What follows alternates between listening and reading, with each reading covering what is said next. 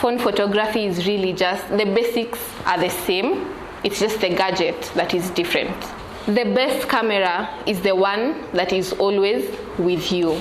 And so for me, the essence of phone photography is you're able to capture and preserve moments in your everyday life in situations where you won't always have a professional photographers with you. And really, if we compare the situations where you have a professional photographer with you compared to the situations where you don't, the situations where you don't have one are way more than the situations where you have a professional photographer. You'll probably hire a professional photographer for weddings or for very special events. The essence of phone photography is the convenience of it all. Your phone is always with you, and your phone is a gadget that you're very conversant with and that you can easily use.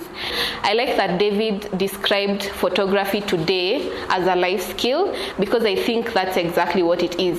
If you have a small business, you may not always be able to hire a photographer to, photograph your products, your services, your business in action. So that becomes a life skill that you need to run a business.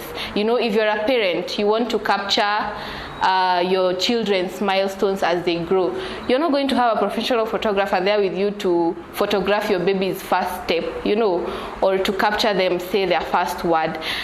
For us teenagers and young adults, we're always going out, adventuring, traveling. You need to be able to take good photos for the gram. Sindio? You wake up one day, you want to post your OOTD, your outfit of the day, and it needs to be a good photo. So today, photography is more or less like a life skill. I'm just going to share to allow you guys to see a few photos here and there of the different situations in which we need photography. These are just photos of candid family moments. In the first photo, you'll see my mom. This was a very random moment. She's laughing, she's happy. Obviously, you're not going to be having a professional photographer there with you to capture such moments. And such a moment happens within 2 seconds. So even me, who is a photographer and I have a camera, within those 2 seconds, I wouldn't have, taken my camera and, set it up. So that's where phone photography comes in handy compared to digital camera photography. Here, as I've shared the importance of photography now at work, the first photo is one of the photos that I took while on site to share and communicate project progress to my managers.